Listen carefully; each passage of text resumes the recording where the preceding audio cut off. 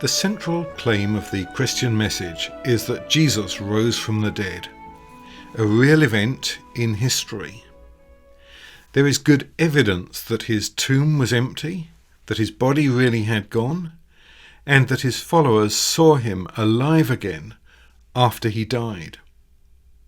However, skeptics often point to discrepancies between the accounts of Jesus rising from the dead in the different Gospels. For example, the names of the women who discovered the empty tomb are different. So what are we to make of these discrepancies? The first thing we need to recognize is that differences in the Gospels, even if they're contradictions, do not discredit the account. For example, when the Titanic sank, there were survivors, eyewitnesses, some who said the Titanic broke in half before she sank. Others said, she went down intact. Well, no one turned around and concluded that the Titanic didn't sink. They just said that there were some peripheral details for which we didn't know. Whenever you look at any documents about any account, whether it's last weekend's football match, if you read 3 different newspapers, or whether it's the career of the Emperor Augustus, if you read Tacitus, Suetonius, Velleius Paterculus, and Augustus's own autobiography, you find that there are things which don't quite square. Interestingly, when you read the historian Josephus, who, as I said before, was writing in the last quarter of the 1st century AD, Josephus writes an autobiography in which he tells stories about his own life and so on, but he also figures in his own account of the Jewish war. And when you put those together, they don't quite match. Because in the ancient world, as actually often in the modern world, people arrange things differently, people highlight things differently.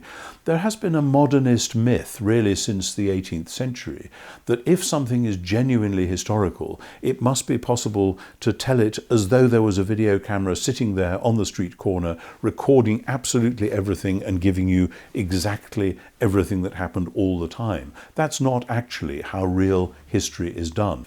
Some people have pointed out that there are discrepancies and inconsistencies in the resurrection narratives when you compare the accounts in the 4 Gospels with each other. While these might be of concern to someone who is working out the theological implications of a doctrine of biblical inspiration or inerrancy, these are of no concern to someone who is investigating the Gospels simply as ordinary historical records, because these kinds of discrepancies are found universally in ancient historical records, and no one therefore throws the baby out with the bathwater. Having studied this myself, I think that we can explain some of the discrepancies by laying things alongside one another and saying these happened in chronologically. So it's not that the women didn't go there and Peter and John did go there. They did, but they went at different times. So if we lay alongside the accounts for one another, it is possible to reconcile them. For some reason, people are very interested in why there are some differences. There are often very slight differences in the resurrection account, such as how many angels are at the tomb. And you know what? All 4 Gospels, it's either 1 or 2. So it's not a very wide margin. And sometimes people say, well, what were the names of the women? Well, guess what? 3 of the 4 Gospels give indication that they're not trying to be exhaustive. For example, Luke chapter 24, verse 10 is where the women are named. And Luke specifically says, among the women who went to the tomb were these 3. No one, 3 of the 4 Gospels, John says we, so in other words, he's not caring to tell you the name. Mark, in just a few verses before the empty tomb narrative, is where they watch the body get buried, and he says other women with them. And Luke specifically says other women with them. So my first response to the charge that there are contradictions is that they can be answered. They're not the kind of things, I mean, one doesn't say 1 angel and one say 20 and one say 42. It's something like that. It's 1 or 2.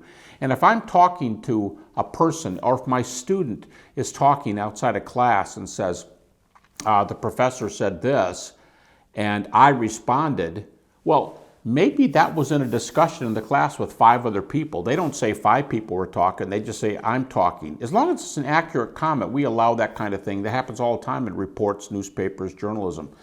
So my first response is I don't think these accounts are good examples of contradictions. Many of these details can be resolved by understanding many of the literary conventions of Jesus' day. For example, time compression.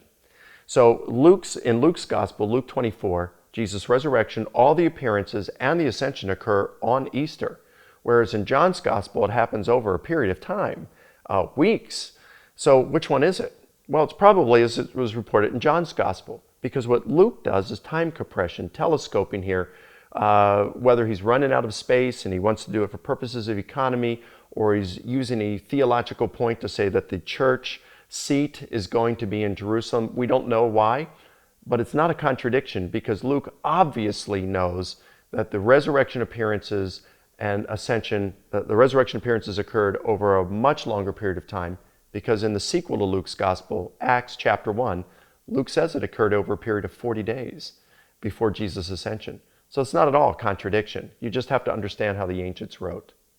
For instance, in the accounts of the Gospels, when we get Jesus on the night he is betrayed, sitting at the Last Supper, and then telling Peter, before the cock crows, you're going to deny me 3 times, then what happens in Matthew, in Mark, in Luke, in John, is that the sequence of events doesn't quite fall out the same, so that when you put them side by side, the only way you can harmonize the account of the cock crowing and of Peter denying Jesus is if you say that the cock actually crowed 9 times. Some writers 100 years ago tried to do that, but of course what you then result in is saying, well, all the Gospels are really true because we can harmonize them, but actually none of them say the thing which we now know actually happened. And when you get to that point, we really ought to throw our hands up and say, don't be ridiculous. This is not how ordinary historical documents work, just like it isn't how accounts of anything work, whether it's the account of the Solidarity movement in Poland or the account of the overthrow of apartheid in South Africa.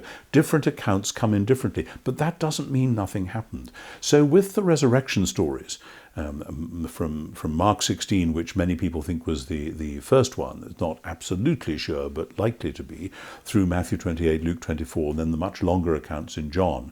There are several different things. For instance, in Luke, all the appearances seem to take place in and around Jerusalem, and in quite short order.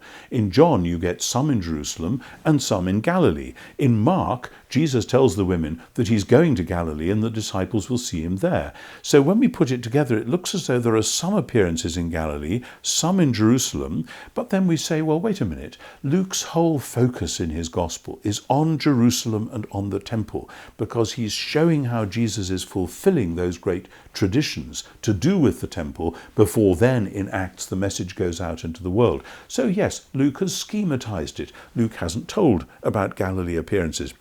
He doesn't need to. The fact that the accounts are not exactly the same actually points to them being truthful and not to being fabricated. If we were to have 4 different accounts of a robbery taken from the perspective of 4 different people and they were absolutely identical with no discrepancy whatsoever, we would assume that those 4 witnesses had got together and pre-planned what they were writing.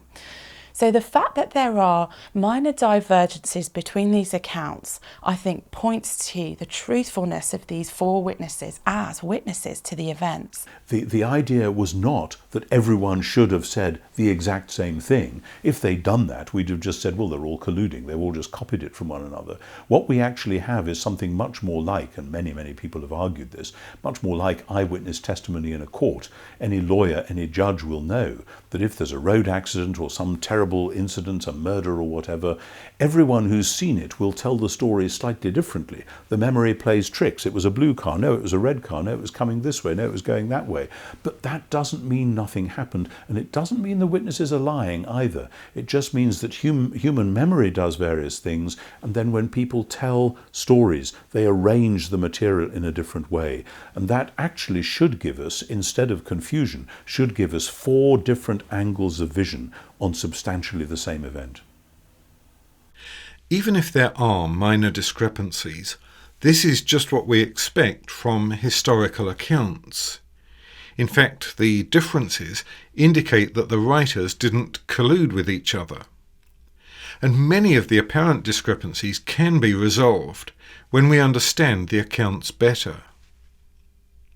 In these programs, we've seen that there's good historical evidence that Jesus rose from the dead, and that none of the alternative explanations work. Next time, we'll ask our contributors what difference this makes to them personally.